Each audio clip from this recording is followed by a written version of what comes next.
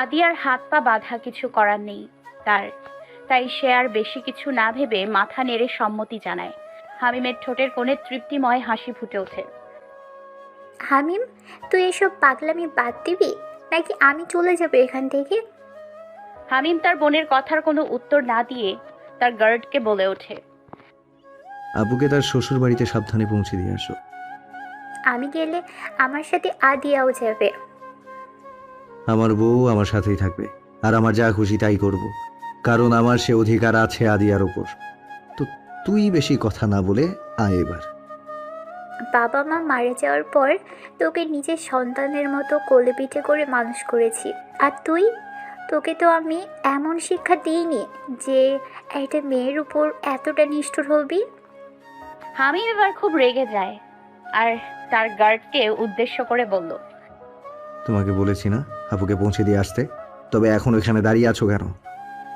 Guard হামিমের চিৎকারে খুব ভয় পেয়ে যায় আর নীলার কাছে গিয়ে এক প্রকার জোর করেই নীলাকে নিয়ে চলে যায়। ততক্ষণে জ্বলন্ত কয়লা দিয়ে ফ্লোর জ্বালানো হয়ে গেছে। আদিয়া এক কোণে দাঁড়িয়ে হাত কচলাচ্ছে। বেচারি খুব ভয় পেয়ে আছে। নিজের হাত কাটলেও যে মেয়ে সারা বাড়ি মাথায় তুলতো, আজ সেই মেয়ে নাকি জ্বলন্ত কয়লার ওপর দিয়ে হেঁটে যেতে হবে। কথাটা ভেবেই আদিয়ার বুকটা ভার হয়ে আসে, চোখ বেয়ে পানি গড়িয়ে পড়ছে। কই, তাড়াতাড়ি এসো, এমন ঢং করলে কয়লা তো ছাইয়ে পরিণত হবে। হামিমের কথায় আদিয়া কেঁপে ওঠে। তারপরেও কাঁপা কাঁপা পায়ে জ্বলন্ত কয়লার দিকে এগিয়ে যায়। একটা সময় আদিয়া কয়লাগুলোর সামনে এসে দাঁড়ায়, এক পলক হামিমের দিকে তাকিয়ে এটা ভেবে যে হামিম তাকে আটকাবে। কিন্তু তার ভাবনা ভুল প্রমাণ করে হামিম চোখের ইশারায় আদিয়াকে এগিয়ে যেতে। আদিয়ার চোখ দিয়ে দুফোঁটা জল গড়িয়ে পড়ে। আদিয়া চোখের পানিটা মুছে দেয় আর কিছু না ভেবে নিজেই মনে মনে বলে ওঠে, আদিয়া, এটা তুই করতে পারবি? এটা করলে হয়তো তুই সাময়িক কষ্ট পাবি, আর না করলে অনেক বড় ক্ষতি হয়ে যাবে। কথাগুলো নিজ মনে আওড়ে আদিয়া দুই হাত দিয়ে শাড়িটা ধরে উঁচু করে, এক পা তুলে কয়লার উপর পা ফেলার জন্য। কিন্তু আদিয়ার সাহস হচ্ছে না, তাই আবারও পা নামিয়ে ফেলে। আদিয়া আবারও হামিমের দিকে তাকায়। তখন হামিম বাঁকা হেসে আদিয়াকে কিছু একটা দেখায়, যেটা দেখে আদিয়ার গলা শুকিয়ে যায়। আর কিছু না ভেবে কয়লাগুলোর ওপর এক পা ফেলে আর সাথে সাথে জ্ঞান হারায়। অতিরিক্ত ভয় আর মানসিক চাপ থেকে এমনটা হয়েছে। আদিয়া ফ্লোরে লুকিয়ে পড়ার আগেই হামিম এসে আদিয়াকে ধরে ফেলে আর কোলে তুলে নেয়। ড্রয়িং রুমে বসে একের পর এক শাড়ি দেখেই চলেছে হামিম, কিন্তু কোনোটাই তার মন মতো হচ্ছে না। অনেকগুলো দোকানদার তাদের দোকানের বেস্ট শাড়ি নিয়ে এসছে, কিন্তু হামিমের সেসব কিছুই পছন্দ হচ্ছে না। এভাবে অনেকক্ষণ দেখার পরেও যখন হামিম শাড়ি পছন্দ করতে পারল না, তখন হামিম হার মেনে নিল। এসব তার দ্বারা সম্ভব নয়, আর সম্ভব হবেই বা কি করে?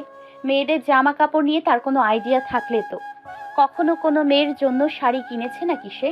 হামিম এবার বসা থেকে উঠে দাঁড়ায় আর কিচেন থেকে কাজের মেয়ে মলিকে নিয়ে আসে। দেখো তো এখানে কোন শাড়িটা ভালো, কোনটা আদিয়ার জন্য বেস্ট হবে।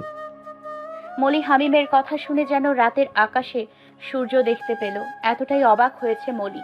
বিয়ের প্রথম দিন যিনি তার বউকে জ্বলন্ত কয়লার ওপর দিয়ে হাঁটায়, সে নাকি তার বউয়ের জন্য শাড়ি কিনছে।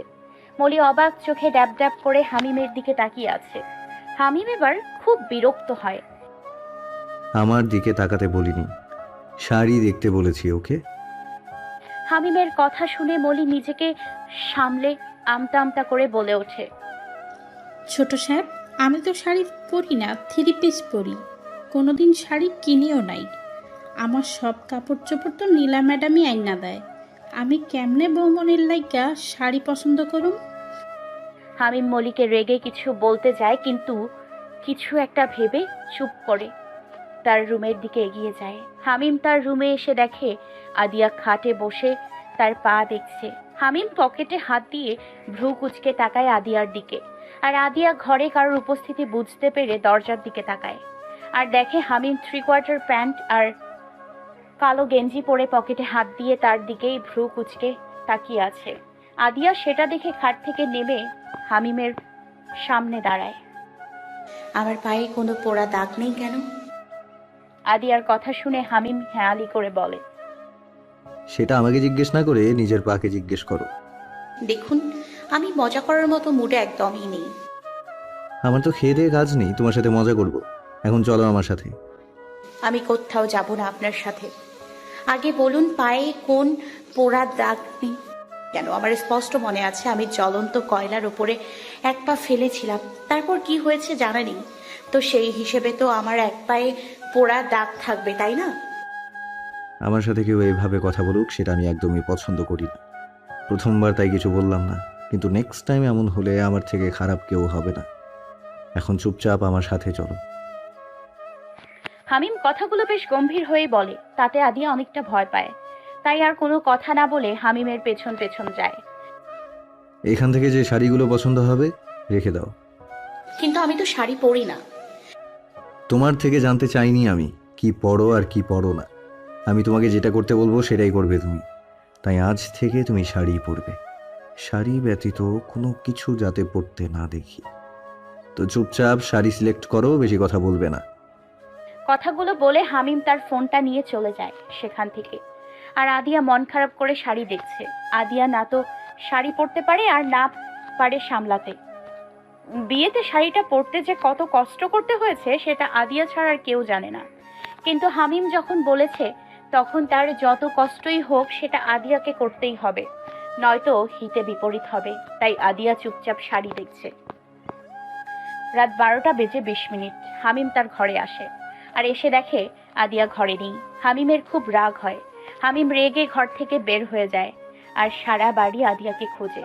প্রায় 15 মিনিটের মতো খোঁজার পরেও যখন আদিয়াকে পায় না, তখন হামিম তার ঘরে আসে। আমার ফোনটা হাতে নেয় কাউকে কল দেওয়ার জন্য, কিন্তু তখন সে কিছু একটার আওয়াজ শুনতে পায়। হামিম আওয়াজটা কোন দিক থেকে আসছে সেটা বোঝার চেষ্টা করছে আর সেদিকে এগিয়ে যাচ্ছে। আওয়াজটা তারই ঘরে হয়েছে। তাই হামিম চারপাশটা ভালো করে দেখে, তারপর ওয়াশরুমে যায়। আর গিয়ে যা দেখে তা দেখার পর হামিম খুব জোরে একটা চিৎকার দেয়, কারণ তার সামনে আদিয়া আছে আর আদিয়ার হাতে তার ল্যাপটপ। এতটুকু অবধি ঠিক ছিল, কিন্তু তার ল্যাপটপের অবস্থা একদম নাজেহাল। ল্যাপটপ পানিতে চুপচুপে হয়ে আছে আর হয়তো ফ্লোরে পড়েছে, তার জন্য কিছুটা ফেটেও গেছে। আর এসব দেখে হামিম এমনভাবে চিৎকার করে ওঠে। হামিম ওয়াশরুমে প্রবেশ করার পরপরই আদিয়া পেছন ঘুরে যায় আর হামিম খুব রেগে তেড়ে যায় আদিয়ার দিকে। হামিম এক ঝটকায় আদিয়ার হাত থেকে তার ল্যাপটপটা ছিনিয়ে নেয়। আমার ল্যাপটপের এই অবস্থা কিভাবে হলো? কি করেছো তুমি এটার সাথে? খুব রেগে কথাগুলো বলে হামিম আর আদিয়া ভয়ে গুটিয়ে রয়েছে। পেছনে হামিমের দিকে তাকাবার সাহসটুকু তার হচ্ছে না। আদিয়ার কোনো সাড়া না পেয়ে হামিম আরো রেগে যায় আর আদিয়ার হাত ধরে তার দিকে ঘোরায়। আদিয়ার দিকে তাকিয়ে হামিম অপ্রস্তুত হয়ে যায়। তাই হামিম আর কিছু না বলে গটগটিয়ে ওয়াশরুম থেকে এক প্রকার পালিয়ে যায়। সেটা দেখে আদিয়া যেন হাঁপ ছেড়ে বাঁচে, কিন্তু তার এখন খুব লজ্জাও করছে। কি হলো এখন? কিভাবে যাবে সে হামিমের সামনে? অন্যদিকে হামিম সে তার রুম ত্যাগ করে সিঁড়ির কাছে এসে দাঁড়ায় আর 2 হাত দিয়ে চুলগুলো টেনে ধরে আর মনে মনে আদিয়ার 14 গোষ্ঠী উদ্ধার করে চলেছে। ইডিয়েট একটা, কোনো কমন সেন্স নেই নাকি? এভাবে একটা ছেলের ওয়াশরুমে, হ্যাঁ? ভাবতেই গায়ে কাটা দিচ্ছে। দরজা ভালো করে না আটকে ওয়াশরুমে শাড়ি পরছে। অনেকক্ষণ পর আদিয়ার শাড়িটা কোনো মতে গায়ে পেঁচাতে পেরেছে। এবার বাইরে যাওয়ার পালা, কিন্তু আদিয়া বাইরে যাওয়ার সাহস পাচ্ছে না। তার খুব লজ্জা করছে, তার সাথে ভয়ও করছে। এখন আমি বাইরে যাব কিভাবে? উনি হয়তো রুমেই আছেন, আর ওনার ল্যাপটপের যেভাবে 13টা বাজিয়েছি তাতে করে উনি তো খুব রেগে আছে। সামনে পেলেই কাঁচা চিবিয়ে খাবে, পুরোই ডায়নোসর। এমন অনেক কিছু ভাবতে ভাবতে আদিয়া ওয়াশরুমের দরজাটা হালকা খুলে উকি দিয়ে পুরো ঘরটায় একবার চোখ বুলিয়ে নেয়। না, কোথাও হামিম নেই। আদিয়া এবার হাঁপ ছেড়ে বাঁচে আর ওয়াশরুম থেকে বের হয়ে রুমের দরজাটা ভালো করে বন্ধ করে দেয় আর বিছানায় গা এলিয়ে দেয়। আজ সে খুব ক্লান্ত, খুব ধকল গেছে আজ আদিয়ার ওপর। আদিয়া চোখ বন্ধ করার কিছুক্ষণের মধ্যেই কিছু একটা ভেসে ওঠে আর হুড়মুড়িয়ে শোয়া থেকে উঠে বসে। আল্লাহ, তুমি সহায় হও। দেখো কোনো বিপদ যাতে কারণ না হয়, কোনো নিষ্পাপ মানুষের যাতে কোনো ক্ষতি না হয়। কথাগুলো নিজ মনে আওড়ে আদিয়া গিয়ে অজু করে আসে আর তাহাজ্জুদ নামাজ আদায় করে নেয়। সকাল 7:56 আদিয়া এখনো গভীর ঘুমে আচ্ছন্ন। হঠাৎ দরজায় কেউ নক করে। আদিয়া লাফ দিয়ে বিছানা থেকে উঠে বসে, কারণ হামিম তাকে আগেই বলেছিল কেউ ডাকার আগেই যাতে ঘুম থেকে উঠে বাগানে যায় আর বাগানের গাছগুলোতে যাতে সে পানি দেয়। কিন্তু আদিয়া সেটা পারেনি। আদিয়া তাড়াতাড়ি শাড়ি ঠিক করে বিছানা থেকে নামে এবং এক প্রকার দৌড়েই যায় দরজা খুলতে। আর দরজা খুলে দেখে তার সামনে হামিম দাঁড়িয়ে আছে, পকেটে হাত গুজে। আসলে রাতে ঘুমোতে দেরি হয়ে গেছিল, তাই সকালে তাড়াতাড়ি উঠতে পারিনি। আপনি একটু বসুন, আমি এক্ষুনি বাগানের গাছগুলোতে পানি দিয়ে আসছি। একদমে কথাটা বলেই আদিয়া ঘর থেকে বের হতে যায় আর হামিম ডেকে ওঠে। আদিয়া, হামিমের এমন শান্ত স্বরে কথা বলাটা আদিয়াকে ভয় পাইয়ে দেওয়ার জন্য যথেষ্ট। আদিয়া হামিমের সামনে দাঁড়ায় মাথা নিচু করে। আপনি আমাকে এর জন্য যে শাস্তি দেবেন আমি সেটাই মাথা পেতে নিব, কিন্তু আপনি প্লিজ ওদের কোনো ক্ষতি করবেন না। হামিম আদিয়ার কথায় কোনো পাত্তা না দিয়ে আদিয়ার হাত ধরে টেনে রুমে আনে আর দরজাটা লাগিয়ে দেয়। আদিয়া ভয়ে শুকনো ঢোক গিলে। হামিম আদিয়ার সামনে আসতে আসতে তার পকেট থেকে রুমাল বের করে চোখটা বেঁধে দেয়। আদিয়া ভ্রু কুঁচকে তাকায় হামিমের দিকে আর বোঝার চেষ্টা করছে হামিম করছেটা কি। হামিম আদিয়ার সামনে এসে আদিয়ার শাড়ি এক টানে খুলে ফেলে। আদিয়া চোখ বড় বড় করে হামিমের দিকে তাকায়, চোখ যেন বেরিয়ে আসবে এক্ষুনি, এতটাই অবাক হয়েছে আদিয়া। হামিম শাড়িটা পরিয়ে দেওয়ার জন্য আদিয়ার গায়ে হাত দিতে গেলেই আদিয়া ছিটকে দূরে সরে যায়। আমি পড়তে পারবো, প্লিজ আপনি যান এখান থেকে। বেশি কথা না বলে সামনে আসো, নয়তো চোখের বাঁধন খুলে শাড়ি পরাবো। তারপরেও শাড়ি আজ তোমাকে পরিয়েই ছাড়বো আমি। আদিয়া হতভম্ব, কিন্তু আদিয়া বেশি সময় না নিয়ে হামিমের সামনে এসে দাঁড়ায় আর হামিম খুব সুন্দর করে শাড়িটা পরিয়ে দেয়। শাড়ি পরানোর পর হামিম চোখের বাঁধন খুলে আদিয়াকে পা থেকে মাথা অবধি একবার দেখে নেয়। না, সব ঠিকই আছে, ভালোই হয়েছে শাড়ি পরানো। আদিয়া লজ্জায় মাথা নিচু করে আছে। হামিমের কথার প্রতি উত্তরে আদিয়া কিছুই বলল না। এবার বলো, আমার ল্যাপটপের ওই অবস্থা কিভাবে করলে? কি করছিলে ল্যাপটপ নিয়ে ওয়াশরুমে? শাড়ি পরতে।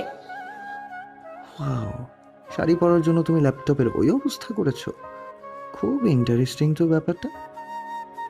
হামিম কথাটা বেশ শান্ত হয়ে বলে, কিন্তু পরক্ষণেই খুব রেগে যায়। সত্যি কথা বলো আদিয়া, ল্যাপটপ নিয়ে ওয়াশরুমে কি করছিলে?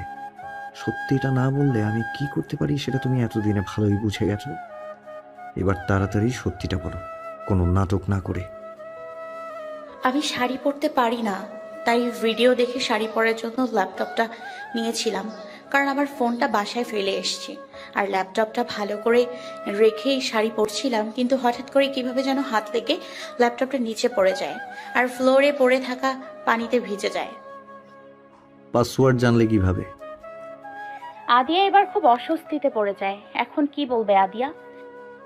বলো, পাসওয়ার্ড জানলে কিভাবে? বাগান পানি দিতে হবে।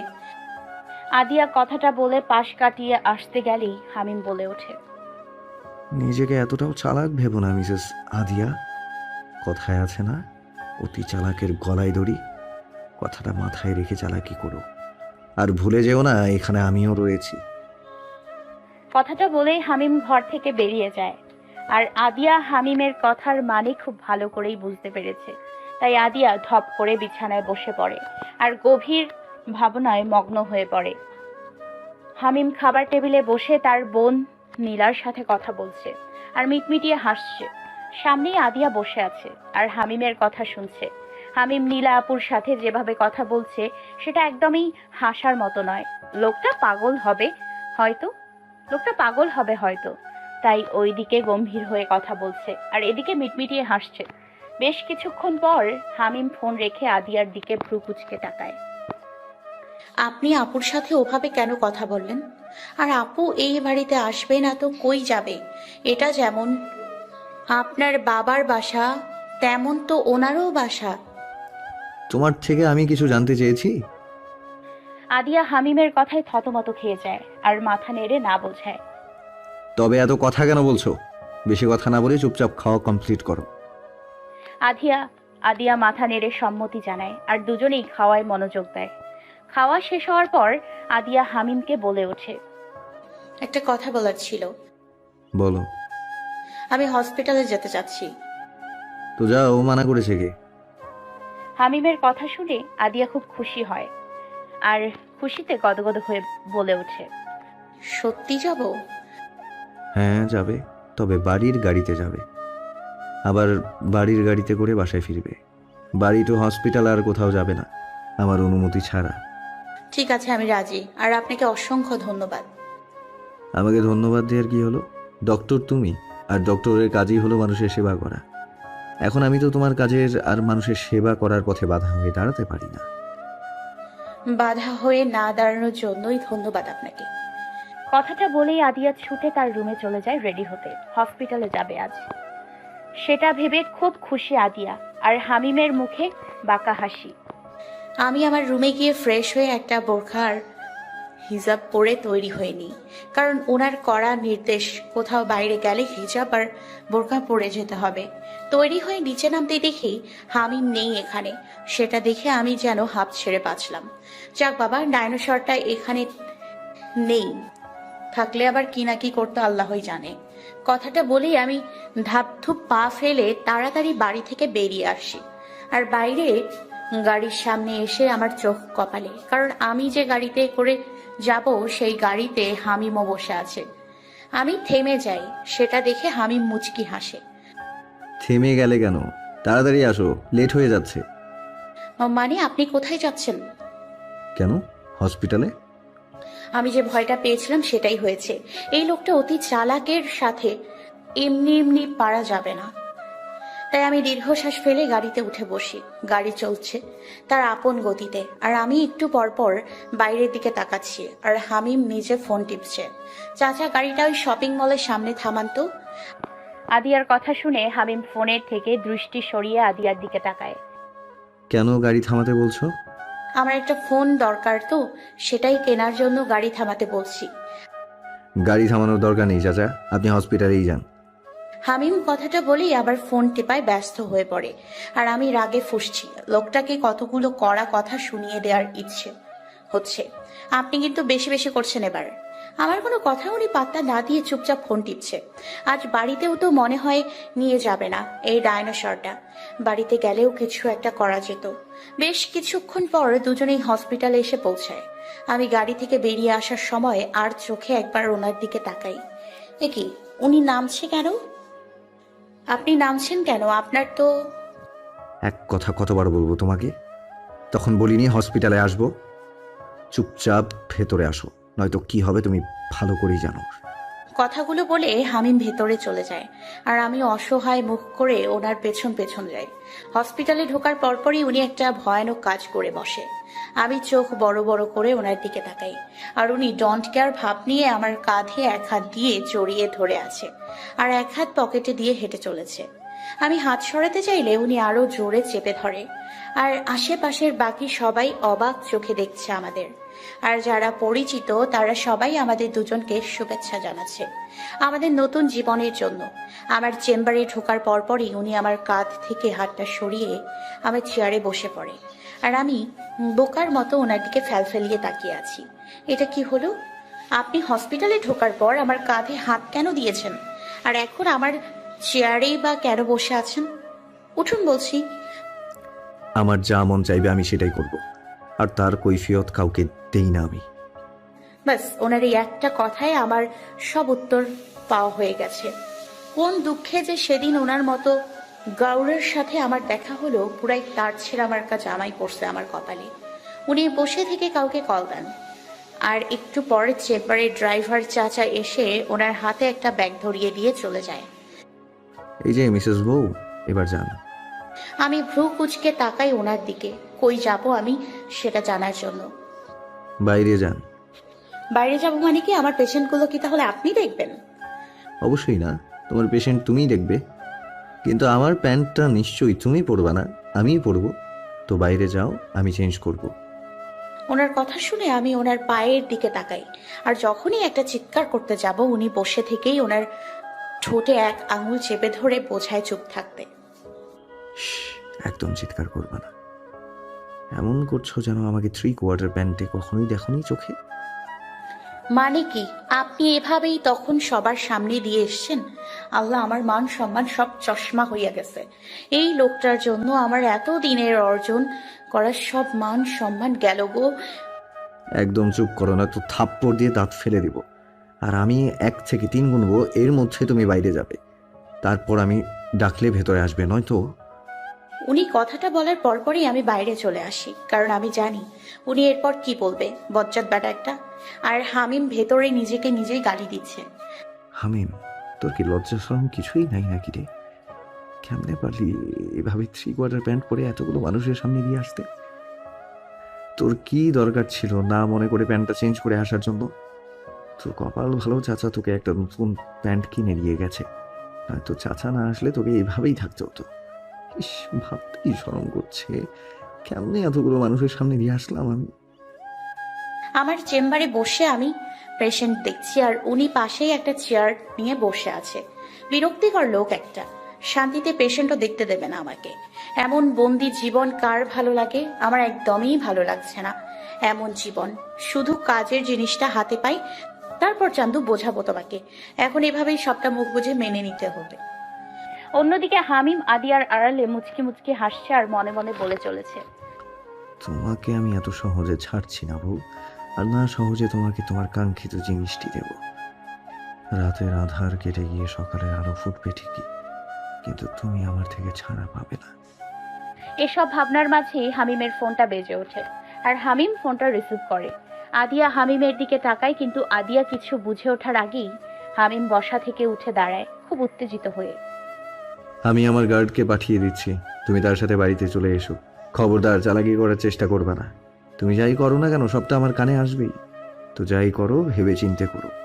আমি আসছি, আমার একটা কাজ আছে। কথাগুলো বলে আমাকে আর কিছু বলতে না দিয়েই বেরিয়ে যায়। কিছু বুঝতে পারলাম না কি হলো। উনি এভাবে বেরিয়ে গেলেন, কি কাজ থাকতে পারে? আমি এসব নিয়ে আর বেশি না ভেবে আমার চেম্বারে থেকে বেরিয়ে রিসেপশনে আসি, আর সেখানে থেকে একটা নাম্বার ডায়াল করি। প্রথমবারই কলটা রিসিভ হয়। আসসালামু আলাইকুম স্যার। স্যার, আমি এখন অবধি কিছু করতে পারিনি। আমাকে কিছু করার সুযোগই দেয়নি।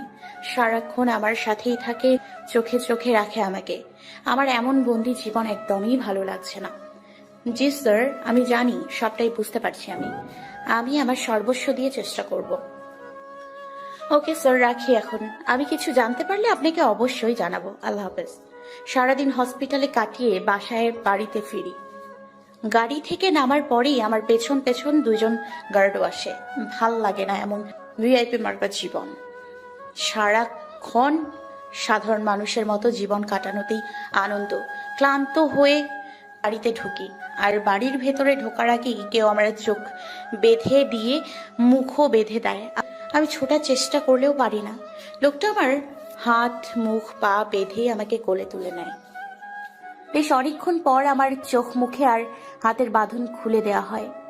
আমি 2 হাত দিয়ে চোখ কচলে আশেপাশে তাকিয়ে বোঝার চেষ্টা করছি আমি কোথায়, আর কে আমাকে এখানে আনলো। কিন্তু আমি কিছুই দেখতে পারছি না। আমি কি অন্ধ হয়ে গেছি? জায়গাটা এমন অন্ধকার, আমার মনে এক অজানা ভয়ের জন্ম হয়। যারা আমাকে এখানে এনেছে তারা কি আমাকে মেরে ফেলার জন্য এখানে তুলে এনেছে? আমি মৃত্যুকে ভয় পাই না, কিন্তু আমি মরে গেলে সেসব মানুষের কি হবে যারা আমার মুখ চেয়ে এখনো বেঁচে আছে ন্যায় পাওয়ার জন্য? না, আমাকে এখান থেকে বের হতে হবে। তাই অন্ধকারেই হাতড়িয়ে দরজা খুঁজে চলেছি। এভাবে বেশ কিছুক্ষণ খোঁজার পর আমার হাতের স্পর্শে কেউ আসে। আমি ঘাবড়ে যাই, কিন্তু নিজেকে যতটা সম্ভব ঠিক রাখার চেষ্টা করি। কে আপনি? কথা কেন বলছেন না? উত্তর দিন, কে আপনি? আর আমাকে এভাবে তুলে এনেছেন কেন? আমি কিন্তু পুলিশ ডাকবো। নিজে আগে ছাড়া পাও, তারপর না হয় পুলিশের কাছে যেও। কণ্ঠটা আমার বেশ পরিচিত, তাই বুঝতে সমস্যা হলো না। এটা কে? হামিম, আপনি আপনি আমাকে এভাবে বেঁধে নিয়ে এসেছেন কেন? চাইছেনটা কি আপনি? আমার যেটা করতে মন চায় আমি তাই করব, তার কৈফিয়ত আমি কাউকে দিতে বাধ্য নই। কথাটা বলেই উনি ঘরটার লাইট জ্বালিয়ে চলে যায়, আর আমি ঘরটা দেখে অবাক হয়ে যাই। এটা তো সেই বাড়ি না যেখানে আমরা সকালেও ছিলাম। এটা অন্য একটা বাড়ি। এই বাড়িতে উনি আমাকে এভাবে নিয়ে এলেন কেন? আমার মাথাতে কিছুই ঢুকছে না। এই লোকটা পুরোই রহস্যময়। এই লোকের সাথে আমার বিয়েটা না হলেও পারতো। আমি মাথায় হাত দিয়ে ধপ করে বিছানায় বসে পড়লাম আর ভাবতে লাগলাম আজ থেকে 2 মাস আগের কথা, যখন আমার জীবনে এই হামিম নামের লোকটার প্রবেশ ঘটে। 2 মাস আগে। মামাতো বোনের বিয়ে খাওয়ার জন্য 4 দিনের ছুটি নিয়েছিলাম হসপিটাল থেকে, কিন্তু 2 দিন যেতে না যেতেই হসপিটাল থেকে কল আসে ইমার্জেন্সি যাওয়ার জন্য। আমিও তখন সাথে সাথে রওনা হই সোনারগাঁও থেকে ঢাকার উদ্দেশ্যে। আর হসপিটালে এসে আমি বাকরুদ্ধ হয়ে যাই, কারণ হসপিটালের মধ্যে একের পর এক রুগী ভর্তি হয়েই চলেছে। সবাই এদিক সেদিক ছোটাছুটি করছে। আমি সবটা জানার জন্য একজন নার্সকে ডাক দিই। কি হচ্ছে এখানে? এত রোগী হসপিটালে একসাথে কি হয়েছে? ম্যাম, এরা সবাই আহমেদ কোম্পানির শ্রমিক। হঠাৎ করে সেখানে 100% শ্রমিক থেকে 73% শ্রমিকই এমন অসুস্থ হয়ে পড়েছে।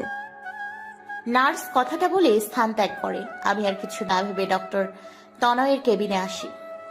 ওনার কেবিনে ঢোকার সময় আমি কারোর সাথে ধাক্কা খাই, আর আমি যাতে পড়ে না যাই তাই কিছু একটা আঁকড়ে ধরার চেষ্টা করি, কারণ এই ভরা হসপিটালে পড়ে গেলে মান সম্মান বলতে আর কিছু থাকবে না। সামনের ব্যক্তিটি তার হাত বাড়িয়ে দিচ্ছে আমাকে ধরার জন্য, কিন্তু যখন আমি তার হাত ধরতে যাব তখন সে আমার দিক থেকে হাত সরিয়ে তার ফোনটা হাওয়া থেকে হাতে, আর আমি নিচে পড়ে যাই। নিচে পড়ে ভালোই ব্যথা পেয়েছি। আমি আশেপাশে একবার ভালো করে তাকিয়ে দেখি সবাই আমার দিকে ড্যাব ড্যাব করে তাকিয়ে আছে। তাই বিলম্ব না করে তাড়াতাড়ি উঠে দাঁড়াই, আর সামনের ব্যক্তিটিকে কড়া কথা শোনানোর জন্য তাকাতেই দেখি সে হাওয়া। রাগে গা জ্বলছে আমার।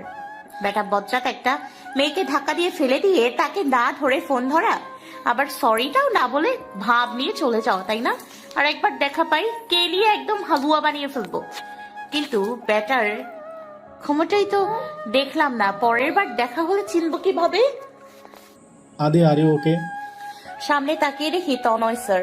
আমার এবার হাত পা ছড়িয়ে ছিটিয়ে কান্না করতে ইচ্ছে করছে। এভাবে সিনিয়রদের সামনে লাউয়ের মতো পড়ে গেলাম। ভাল লাগে না। জি স্যার, আমি ঠিক আছি। স্যার, ওই লোকটা কে?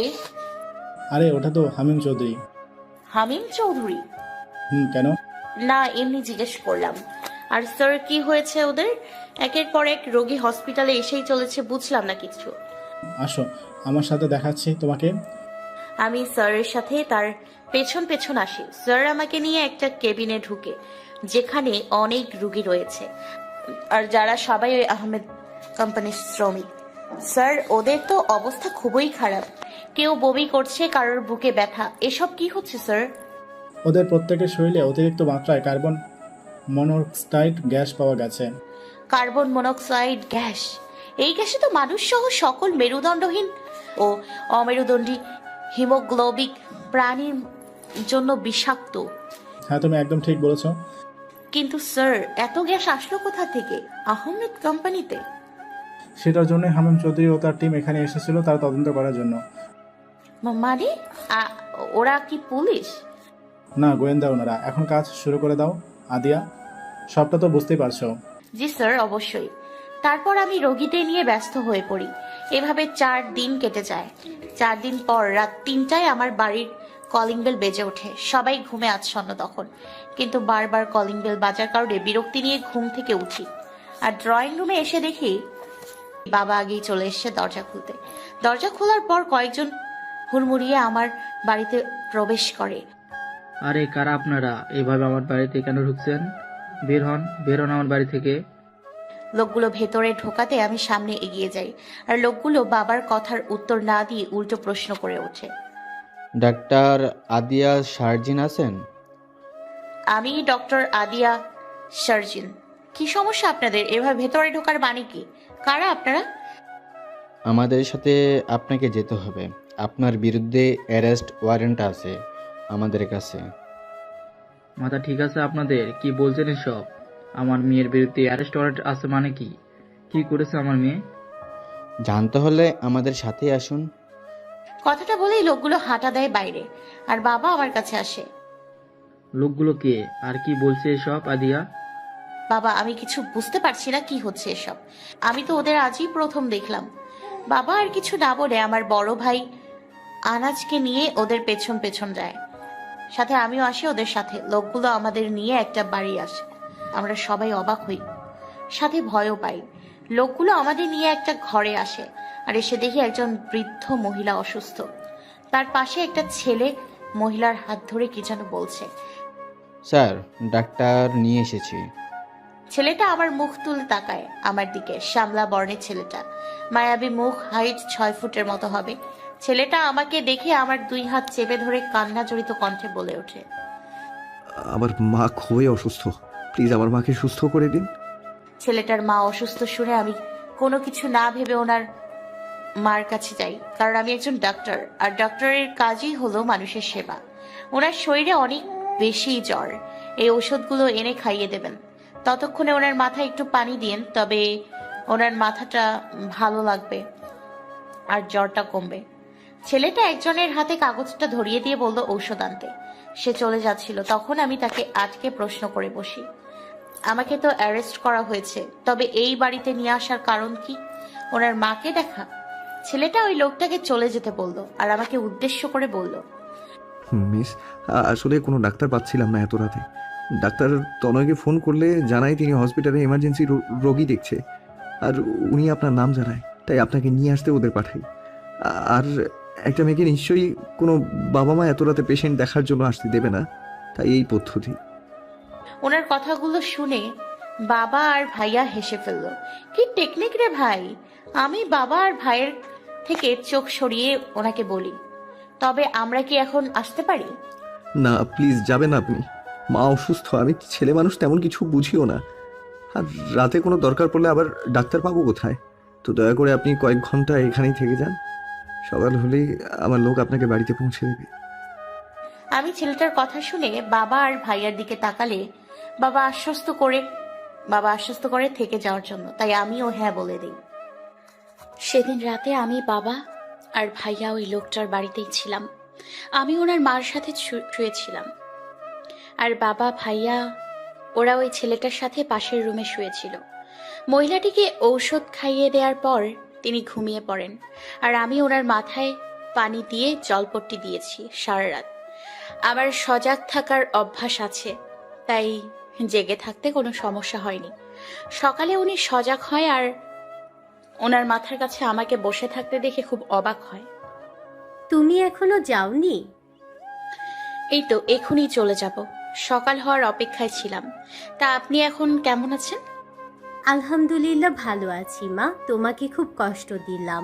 আমার ছেলেটাও না একটা পাগল জানো, একটু জ্বর হলো কি হলো না তোমাকে এভাবে তুলে নিয়ে এলো।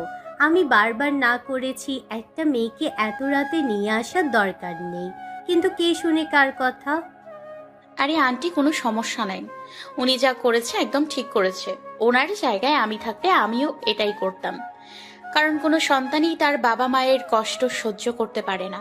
আর আমি তো একজন ডাক্তার, আমার দায়িত্বই হলো রোগীর সেবা করা। উনি এবার আমার গালে হাত দিয়ে বলে, তুমি খুব ভালো, খুব মিষ্টি। এমন একটা মেয়ে আমার হামিমের জন্য খুব দরকার। যখন আমি থাকবো না তখন যাতে সে হামিমকে আগলে রাখতে পারে।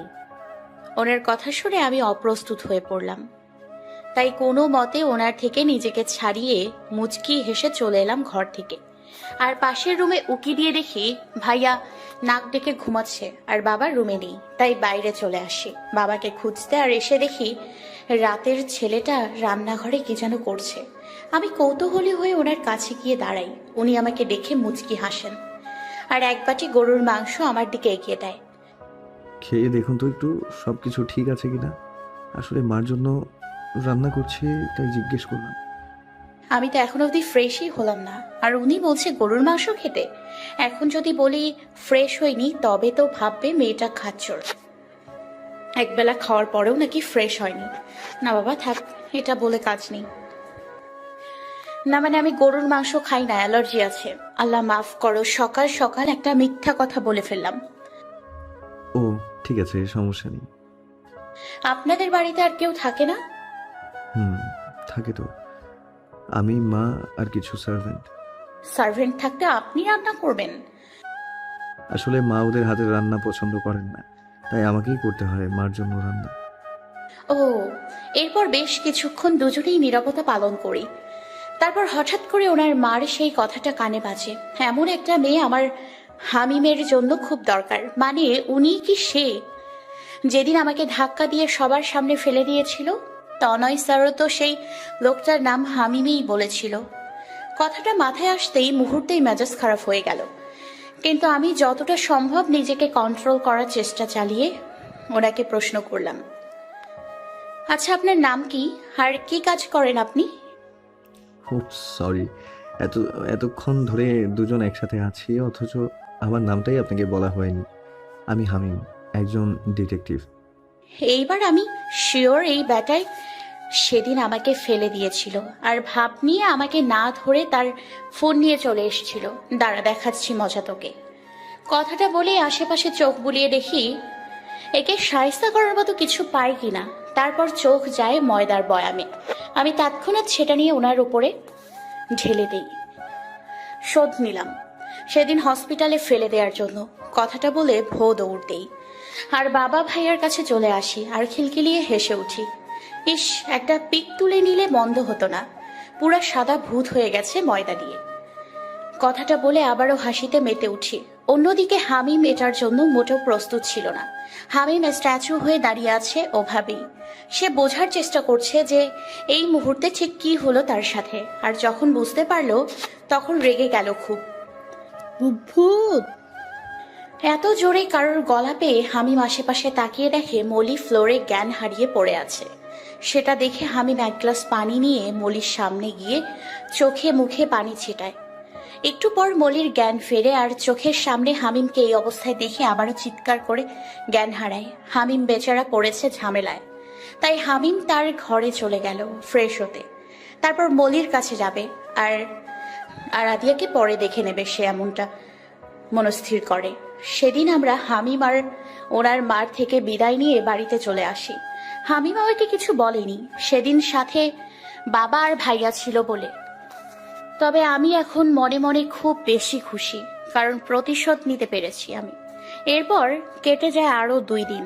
এই 2 দিনে আহমেদ কোম্পানির অনেক শ্রমিক মারা গেছে, কেউ কোমায় আছে আর কেউ সুস্থ আছে।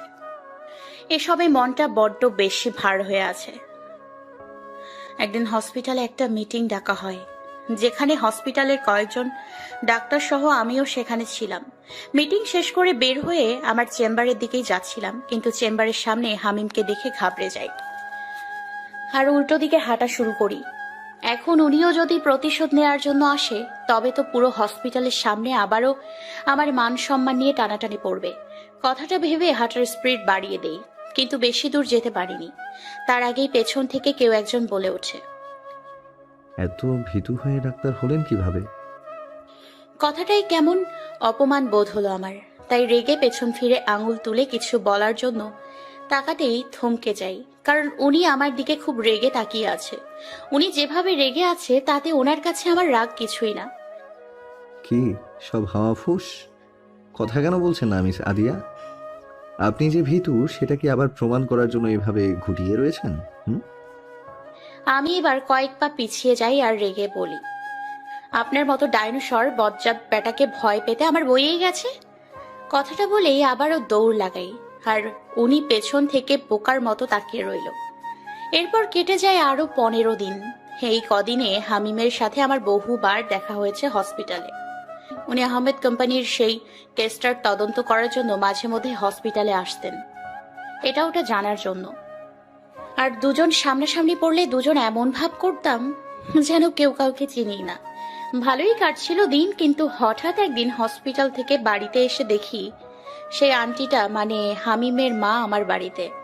ওনাকে দেখে যতটা না অবাক হয়েছি তার চেয়ে বেশি অবাক হয়েছি ওনার সাথে হামিমকে দেখে। আসসালামু আলাইকুম আন্টি, কেমন আছেন আপনি? ওয়ালাইকুম আসসালাম। আমি ভালো আছি মা, কিন্তু তোমার সাথে অভিমান করেছি। কেন আন্টি, আমি কি কিছু করেছি? তুমি তো সেই দিনের পর আর আমার সাথে দেখা করতেই গেলেন না। হামিমকে কতবার বলেছি তোমাকে নিয়ে যেতে, কিন্তু তুমি নাকি খুব ব্যস্ত, তাই আসতে পারবেন না। তাই আমি চলে এসেছি তোমার সাথে দেখা করতে। খুব ভালো করেছেন আন্টি, আপনি একটু বসুন, আমি চেঞ্জ করে আসছি। কথাটা বলেই আমি হামিমের দিকে আর চোখে তাকিয়ে একটা ভেঙচি কেটে চলে আসি আর ফ্রেশ হয়ে জামা চেঞ্জ করে নিচে নেমে আসি।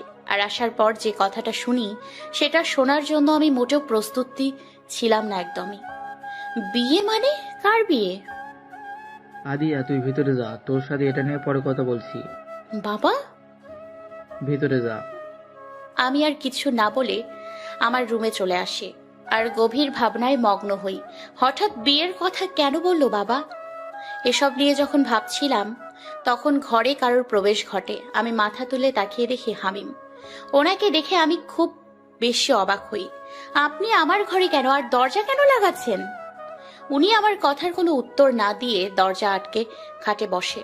উনি বসার সাথে সাথে আমি দৌড়ে যাই। কি করতে চাইছেন আপনি? তোমার সাথে কথা বলতে চাইছি।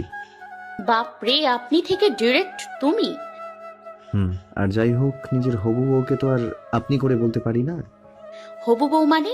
কে আপনার হবু বউ? কেন, তুমি? মাথা ঠিক আছে আপনার? কি সব আজে বাজে কথা বলে চলেছেন? নিচে তো শুনলেই বিয়ের কথা চলছে, আর সেটা তোমার আর আমার বিয়ের জন্য। আমি আপনাকে বিয়ে করব না। আপনাকে কেন? কাউকেই বিয়ে করব না আমি। আমি এক্ষুনি বাবার কাছে যাব। আদিয়া, এটা আমার মায়ের শেষ ইচ্ছে। শেষ ইচ্ছে মানে? মানে মায়ের ক্যান্সার, আর বেশি গেলে 1 মাস বাঁচবে। তারপর তাকে এই পৃথিবীর মায়া ত্যাগ করে চলে যেতে হবে পরকালে। ওনার কথা শুনে আমি খুব অবাক হই, তার সাথে খুব খারাপও লাগে। প্লিজ আদিয়া, আপনি এই বিয়েটা ভেঙে দেবেন না। আমার মায়ের কথা চিন্তা করে আপনি প্লিজ এই বিয়েটা করুন। আমার মার এই শেষ ইচ্ছেটা প্লিজ পূরণ করে দিন। আমি ওনাকে কিছু না বলে চুপ করে দাঁড়িয়ে থাকি। উনি আমার দিকে এক দৃষ্টিতে তাকিয়ে আছে আমার উত্তর জানার জন্য। বেশ কিছুক্ষণ চুপ থাকার পর আমি ওনাকে বলি, আমার একটু সময় দরকার, আমি আপনাকে পরে জানাচ্ছি। ঠিক আছে, সময় নিন আপনি, কিন্তু উত্তর যেন পজিটিভ আসে। তারপর উনি ঘর থেকে চলে যায় আর আমি ধপ করে বিছানায় বসে পড়ি। কি করব বুঝতে পারছি না আমি। এসব নিয়ে চিন্তা করতে করতে রাত গড়িয়ে সকাল হয়ে যাচ্ছে। আমি সকালে হসপিটালে যাওয়ার জন্য রেডি হচ্ছি, তখন ফোনটা বেজে ওঠে। আসসালামু আলাইকুম, কে বলছেন? ওয়ালাইকুম আসসালাম, হামিম বলছি। জি বলুন। আমি আপনার সাথে আজ একটু দেখা করতে চাইছি, আপনার কি সময় হবে? হসপিটাল এখন চাপ তো মনে হয় না পারবো। জরুরি কোনো কথা? জরুরি কথা থাকলে আপনি হসপিটাল চলে আসুন, সেখানেই না হয় কথা হবে। আচ্ছা ঠিক আছে। তারপর ফোন রেখে নিচে এসে ডাইনিং টেবিলে বসার পর মা খাবার বেড়ে দেয়। আমার খাওয়ার মাঝেই সেখানে বাবা উপস্থিত হয়। সাথে আমার কিছু কথা আছে আদিয়া। আমি জানি তুমি কি বলবে বাবা, আমার একটু সময় চাই। হাতে একদম সময় নেই। হামিমের মা অসুস্থ, তাই তিনি চাইছেন দুদিনের মধ্যে বিয়েটা সেরে ফেলতে। বাবা প্লিজ, এটা নিয়ে এখন চাপ দিও না। আমি সময় চেয়েছি তো, আমাকে ভাবার একটু সময় দাও। আমি মত দেওয়ার আগে তোমরা কোনো সিদ্ধান্ত নিও না। কথাটা বলেই বাসা থেকে বেরিয়ে আসি। চেম্বারে বসে রোগী দেখছিলাম, তখন সেখানে উপস্থিত হয় হামিম। রোগী বিদায় করে ওনাকে বসতে বলি। কি খাবেন, চা না কফি? না, কিছু লাগবে না, আমি এসেছি তোমার সাথে কথা বলতে, তো কথা বলেই চলে যাব। কি লোক রে বাবা, এক সময় তুমি বলে আর এক সময় আপনি বলে। মাথার নাট বোল্ট কি ঢিলা নাকি? যাইছে হোক, এসব নিয়ে কথা বললেই কথা বাড়বে। তার থেকে ভালো শর্টকাটে কথা বলে বিদায় দিই ওনাকে। হ্যাঁ বলুন, কি বলতে চান আপনি? আমার মায়ের হাতে বেশি সময় নেই, তাই উনি চাইছে কাল পরশুর মধ্যেই বিয়েটা হয়ে যায়। বাবা বলেছে আমাকে। আমি জানি তুমি এসবের জন্য প্রস্তুত নও, কিন্তু তারপরও আমি স্বার্থপরের মতো আমার মার শেষ ইচ্ছাটা পূরণ করার জন্য তোমার কাছে অনুরোধ করছি, রাজি হয়ে যাও। আমার মা তোমাকে দেখে মনে করেছে তুমি সঠিক আমার জন্য। তুমি পারবে সারা জীবন আমার হাত ধরে একসাথে চলতে। তাই মা শেষ ইচ্ছে হিসেবে তোমাকে নিজের ছেলের বউ হিসেবে পেতে চাইছে। আমি বুঝতে পেরেছি সবটা, কিন্তু আমি এখনই বিয়ে করতে চাইছি না। তারপরেও একজন মৃত পথযাত্রী মায়ের কথা ভেবে আমি বিয়েটা করব। সত্যি তুমি বিয়েটা করবে? করব। বুকের ওপর থেকে একটা পাথর সরালে। আমি এখনই বাড়িতে গিয়ে মাকে জানাই, মা জানলে খুব খুশি হবে, আর বিয়ের আয়োজনও তো করতে হবে। তারপর উনি চলে যায় আর আমি একটা দীর্ঘশ্বাস ফেলে কাজে মন দেই। আমাদের বিয়ে ঠিক করা হয় 1 সপ্তাহ পরে, কারণ আমার বাবা বলেছে একমাত্র মেয়ের বিয়ে তিনি ধুমধাম করে পালন করবে, তাই এই সময়টুকু নেয়া। এর মাঝে সবকিছু ঠিকই চলছিল, কিন্তু একদিন হঠাৎ করে ওনার মা খুব অসুস্থ হয়ে পড়েন। আর ওনাকে হসপিটালে নিয়ে যাওয়ার পর ডক্টর জানায় ওনার হাতে আর বেশি সময় নেই, যে কোনো সময় যা খুশি হতে পারে। আর তখন হামিমের মা আমার বাবাকে ডেকে পাঠায় ওনার কেবিনে। ভাই সাহেব, আমার সময় তো শেষ, কিন্তু সেই সময়টুকুতে আমার ছেলেটার পাশে আপনার মেয়েকে দেখতে চাই পুত্রবধূ হিসেবে। আপনি প্লিজ আমার এই ইচ্ছাটা পূরণ করুন, নয়তো মরেও শান্তি পাবো না। আপা, আপনি এভাবে বলবেন না। আমি এখনই ওদের বিয়ের ব্যবস্থা করছি। অতঃপর আমাদের সেদিনই বিয়ে হয়ে যায় পারিবারিকভাবে। তার পরের দিনেই ওনার মা মারা যায়। উনি খুব ভেঙে পড়েন, আমাকে জড়িয়ে ধরে সেদিন হাউমাউ করে কেঁদেছিলেন। কিন্তু সেখানে কোথাও তখন নীলাপুর ছায়াও দেখিনি। ওনার মৃত্যুর খবর শুনেও আসেননি আপু। এতে আমি খুব অবাক হই, কিন্তু পরে জানতে পারি আপু দেশের বাইরে ছিলেন, তাই আসতে পারেননি। এভাবে কেটে যায় আর কয়েকটা দিন। আমাদের বিয়ের 17 দিন চলছে এখন। হামিম এখন আমাদের বাড়িতেই থাকে, তবে উনি এক রুমে আর আমি আরেক রুমে। বাবা হামিমকে একা কিছুতেই ওই বাড়িতে থাকতে দেবেন না, তাই এখানে রেখে দেয়। আমি মাঝে মধ্যে হসপিটাল থেকে ওনার রুমে গেলে আমার সাথে কথা বলতো খুব স্বাভাবিকভাবেই। আবার উনিও আমার সাথে কথা বলার জন্য আমার রুমে যেতেন, আর বাড়ির কারোর সাথেই তেমন কথা বলতেন না। একদিন হসপিটাল থেকে বাড়িতে এসে ফ্রেশ হয়ে ওনার রুমে যাওয়ার সময় শুনতে পাই উনি কারোর সাথে ফোনে কথা বলছেন। কেসটা অ্যাক্সিডেন্ট কেস হিসেবে চালিয়ে দাও। আর আহমেদ কোম্পানির যে সকল শ্রমিক মারা গেছে, কোমায় আছে, তাদের পরিবারের সাথে কথা বলো যে তাদের প্রত্যেককে 2 লক্ষ করে টাকা দেওয়া হবে ক্ষতিপূরণ হিসেবে। আমি যেটা বলেছি সেটাই হবে, আর যা প্রমাণ আছে সব নষ্ট করে দাও। কথাগুলো শুনে আমার দুনিয়া থমকে যায়। এতগুলো মানুষের মৃত্যু উনি টাকা দিয়ে সব ঠিক করতে চাইছেন? কত টাকা ঘুষ দিয়েছে আহমেদ কোম্পানির মালিক আপনাকে? ঘরে ঢুকতে ঢুকতে কথাটা বলি আমি, আর উনি অবাক চোখে আমার দিকে তাকায়। কি বলছো এসব? ঘুষ দিয়েছে মানে? এইমাত্র তো বললেন সেদিনের আহমেদ কোম্পানিতে ঘটা সেই ঘটনাকে অ্যাক্সিডেন্ট কেস হিসেবে চালিয়ে দিতে আর সব প্রমাণ নষ্ট করে দিতে। আমার কথা? চুপ, একদম চুপ। আমি আপনার সাথে কোনো কথা বলতে চাই না। আপনি খুব খারাপ একটা মানুষ, চলে যান এখান থেকে। আমি আপনার মুখ দ্বিতীয়বার দেখতে চাই না। আমি আপনার নামে পুলিশ কেস করব, আর সেই সব শ্রমিকদের ন্যায় পাইয়েই ছাড়বো। আমি গেলে আমার সাথে তুমিও যাবে এ বাড়ি থেকে, কারণ তুমি আমার স্ত্রী। মানি না আমি এই বিয়ে, আর না মানি আপনাকে স্বামী হিসেবে। আর আমি আপনার সাথে কোথাও যাব না, চলে যান এখান থেকে। বেশি বাড়াবাড়ি করছো কিন্তু তুমি। আমার রাগ উঠিও না, চুপচাপ আমার সাথে চলো। আমার হাত ধরতে গেলে আমি পেছনে সরে দাঁড়াই আর রেগে চিৎকার করে বলি, আপনার মতো স্বার্থপর মানুষের সাথে আমি কোথাও যাব না। বেরিয়ে যান এই বাড়ি থেকে, নয়তো আমি পুলিশ ডাকবো। তুমি কিন্তু। চলে যান এখান থেকে। বেশ, চলে যাব, তবে মনে রেখো আমার দরজায় তোমার আসতেই হবে। তারপর উনি আমাকে আর কিছু না বলে বেরিয়ে যান ঘর থেকে, আর আমি কান্নায় ভেঙে পড়ি। ভাবতেও অবাক লাগছে, আমার স্বামী একজন অসৎ ব্যক্তি এতগুলো মানুষের মৃত্যুর ক্ষতিপূরণ দিয়ে কেসটা ধামাচাপা দিতে চাইছে। না, আমি এটা হতে দিব না। আমি ওদের ন্যায় পাইয়ে ছাড়বো, এমনটা মনস্থির করে আমি পুলিশের কাছে যাই। কিন্তু তারা পরিষ্কার করে জানিয়ে দেয় তারা এই কেসটা নেবে না। এসব নিয়ে কয়েকদিন খুব চেষ্টা করি, কিন্তু কোনো লাভ হয় না। তনয় স্যারকেও আমি আগেই সবটা জানিয়েছিলাম, উনি সবটা জানে। উনিও কম চেষ্টা করেনি, কিন্তু ফল শূন্য। একদিন ওনার সাথে কথা বলছিলাম কিভাবে সেই শ্রমিকদের ন্যায় পাইয়ে দিব, অপরাধীদের শাস্তি দিব। তখন সেখানে উপস্থিত হয় হামিম। হামিমকে দেখে আমি খুব অবাক হই। তখন, আপনি এখানে কেন এসেছেন? আপনাকে বলেছি না আমি আপনার মুখ দ্বিতীয়বার আমি দেখতে চাই না, তারপরেও কেন এসেছেন এখানে আপনি? উনি আমার কথা শুনে মুচকি হেসে বলে ওঠে, কি কোনো কিছু করতে পারলে না তো? কোনো পুলিশ কেসটা নিল না তো? আপনি কিভাবে জানলেন এসব? আপনি কি তবে এসবের পেছনে রয়েছেন? একদম ঠিক, আমি এসবের পেছনে রয়েছি। আমি না চাইলে কোনো পুলিশ কেসটা নেবে না, আর না তুমি কোনো প্রমাণ হাতে পাবে। আপনি চাইছেনটা কি? এভাবে এতগুলো মানুষের ক্ষতি কেন করছেন আপনি? কেন অপরাধীদের শাস্তি পাইয়ে দিচ্ছেন না? আপাতত তোমাকে চাইছি। আমাকে চাইছেন মানে? মানে হলো আমি চাইছি তুমি বউ সাজে আমার সাথে আমার বাড়িতে যাবে, এবং আজ থেকে সেটাই হবে তোমার নিজ বাড়ি। আমি যাব না আপনার সাথে, আর খুব শীঘ্রই আপনি ডিভোর্স পেপার পেয়ে যাবেন।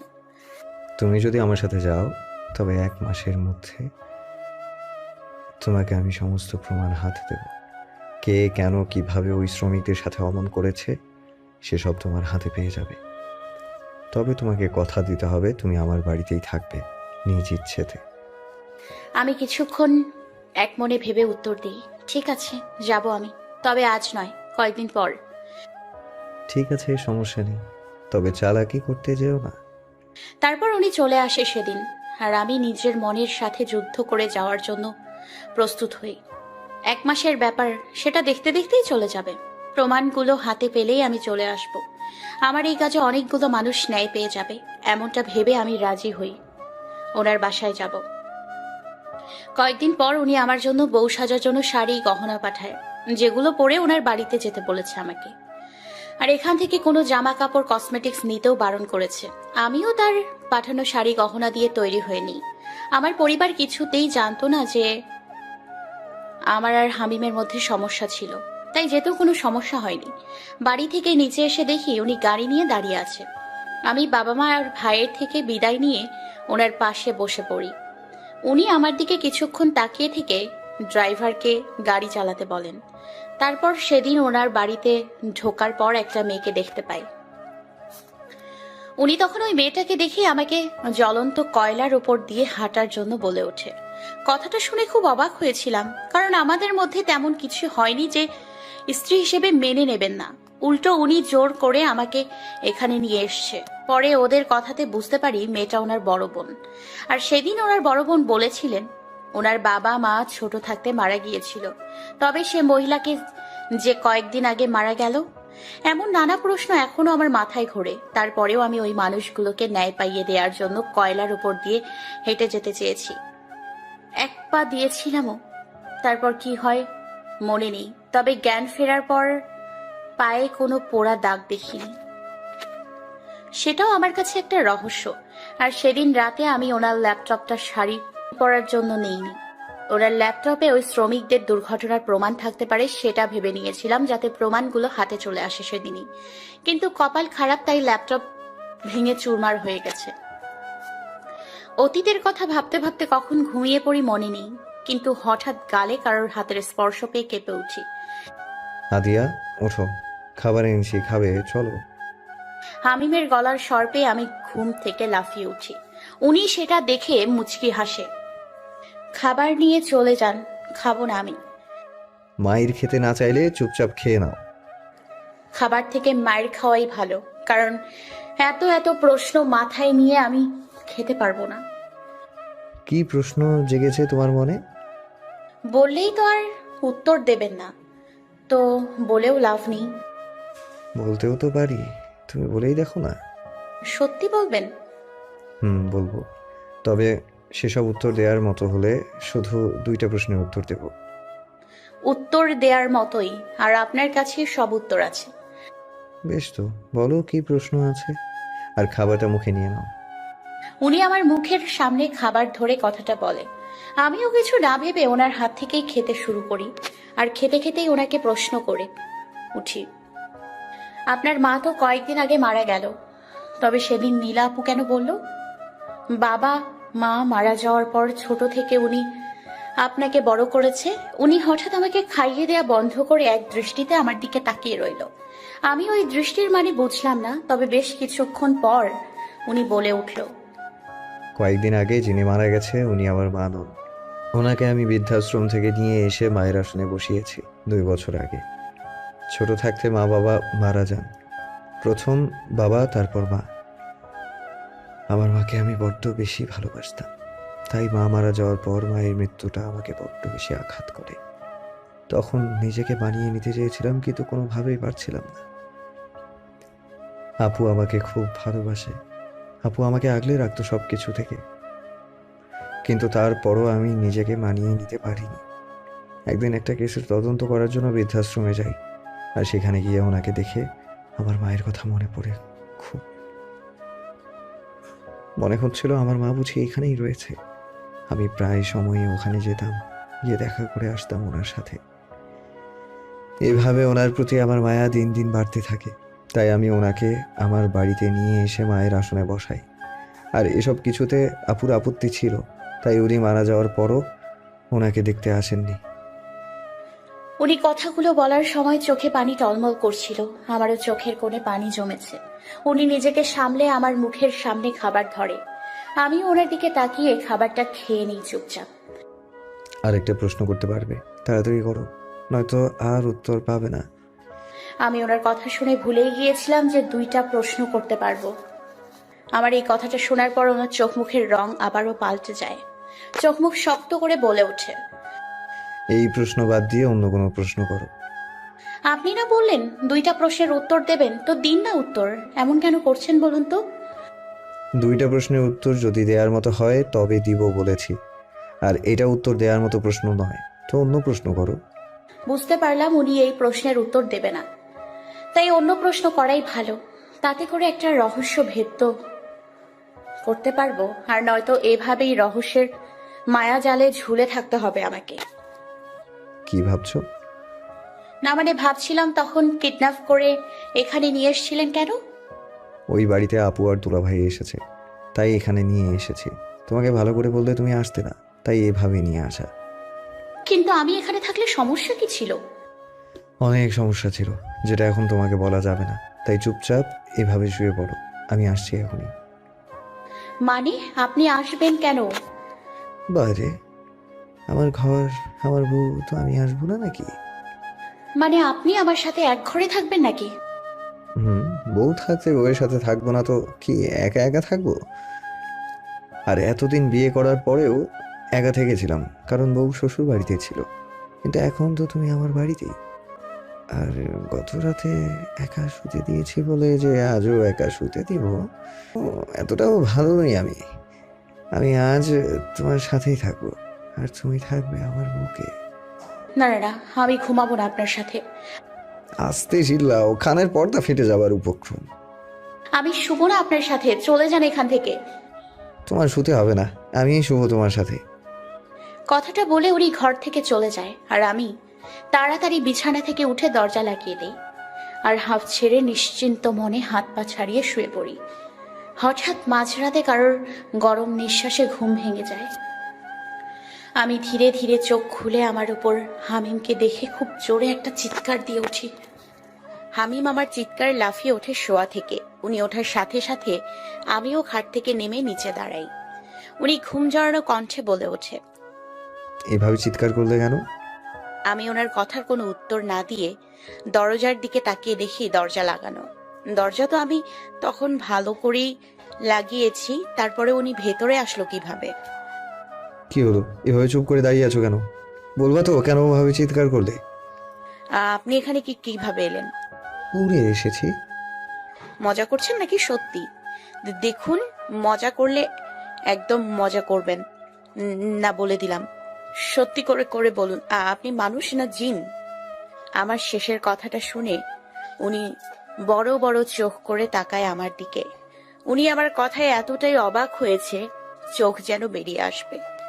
আমি আপনাকে ভয় পাই না একদমই। তাড়াতাড়ি বলুন আপনি কে, কিভাবে এই ঘরে এলেন, নয়তো ভালো হবে না। একটা থাপ্পড় দিয়ে না সব দাঁত ফেলে দেবো। যে কটা দাঁত পোকা খাইছে সেসব দাঁতও পড়ে যাবে থাপ্পড় দিলে। ওনার কথা শুনে আমার হাত আপনা আপনি বাম গালে চলে যায়। যা বাবা, এটা উনি জানলো কেমনে? কথা বলার সময়ও তো ওই দাঁতগুলো দেখা যায় না, তবে উনি জানলো কেমনে? আল্লাহ, এটা নিশ্চয় কোনো জিন ভূত হবে। আল্লাহ বাঁচাও, ভূত! কথাটা চিৎকার করে বলেই একটা দৌড় দিয়ে জানালার কাছে গিয়ে দরজা খুলি, আর আরেক দৌড়ে একদম নিচে চলে যাই। আর নিচে এসে দেখি আমার সামনে মলি, কিন্তু আমরা তো বাড়িতে না, এটা তো অন্য একটা বাড়ি। এই বাড়িতে মলি এলো কিভাবে? কিন্তু সেসব প্রশ্ন গুরুত্ব না দিয়ে আমি মলিকে জাপটে ধরি। আপামনি, কি হয়েছে? আপনি এইভাবে চিল্লাইতেছেন কেন? আমি মলিকে ভয়ে ভয়ে বলে উঠি, মলি, ভূত আছে আমার ঘরে। দরজা বন্ধ থাকার পরেও ভেতরে চলে গেছে। আমার কথা শুনে মলি ঠক ঠক করে কাঁপাকাঁপি শুরু করে দিছে। আপামনি হাসা কইতেছেন? আপনি ভূত আছেন? মানে মাসখানিক আগে আমাদেরও দেখা দিছে সাদা একখান ভূত। মলির কথা শুনে আমার এবার বেশি ভয় করছে। আমাদের কথার মাঝেই হামিম রূপী সেই ভূত নিচে নেমে আসে, একদম আমার সামনে দাঁড়ায়, বুকে হাত গুজে। ওনাকে আমার এত সামনে দেখে আমি উল্টো দৌড় দেই, কিন্তু বেশি দূর যেতে পারিনি। তার আগেই উনি আমাকে কোলে তুলে নেয়। হঠাৎ এরকম হওয়াতে আমি আরো বেশি ভয় পেয়ে যাই। মলি বাঁচাও আমাকে, ভূত! আমার কথা শুনে মলিও জোরে ভূত বলে মাটিতে লুটিয়ে পড়ে। আমি চোখ বড় বড় করে একবার মলির দিকে তাকাই, তো একবার হামিম রূপী ভূতটার দিকে তাকাই। উনি একটা দীর্ঘশ্বাস ফেলে আমাকে কোল থেকে নামায়। আমি দৌড় দিতে গেলে আমার হাত ধরে রাখে। আমি হাত মুচড়ামুচড়ি করছি ছাড়বার জন্য, কিন্তু একটা ভূতের কাছে আমার শক্তি নগণ্য। উনি পকেট থেকে ফোনটা হাতে নিয়ে কাউকে ফোন লাগায়। সেটা দেখে আমি আরো বেশি অবাক হয়ে যাই। ভূত কি ফোনও চালায়? ডিজিটাল বাংলাদেশে কি ডিজিটাল ভূতেরও উৎপত্তি হলো নাকি? আমি এসব ভাবছি, আর উনি এর মাঝেই ফোনটা রেখে আমাকে আবারও কোলে তুলে নেয়। আমি কোল থেকে নামার জন্য ধস্তাধস্তি করে চলেছি, কিন্তু নামতে পারছি না। উনি ঘরে এসে আমাকে খাটে বসিয়ে দরজা বন্ধ করে দেয়। দেখুন, আমি কিন্তু কোনো ভূতের কোনো ক্ষতি করি নাই। আমাকে ছেড়ে দিন প্লিজ, আর আমার জামাইকেও ফিরিয়ে দিন প্লিজ। জামাই? আমার জামাইয়ের রূপ ধরে আসছেন নিশ্চয়ই। আমার একমাত্র ডাইনোসর জামাইটাকে কোথাও রেখে এসছেন, নয়তো আমি এত চিৎকার করলাম উনি এলো না কেন? প্লিজ আমার জামাইকে ফিরাইয়া দিন। চুপ, একদম চুপ, স্টুপিড কোথাকার। ভূত বলতে কিচ্ছু নেই, তাই এমন বোকা বোকা কথা আরেকবার বললে এমন থাপ্পড় দিব যে ভূত বলতে কোনো ওয়ার্ড আছে সেটাই ভুলে যাবে। আমাকে তোমার কোন অ্যাঙ্গেল থেকে ভূত মনে হয়? অ্যান্সার মি, চুপ করে থাকবা না। ওনার ধমকে আমি এবার ভ্যা ভ্যা করে কেঁদে ফেলি।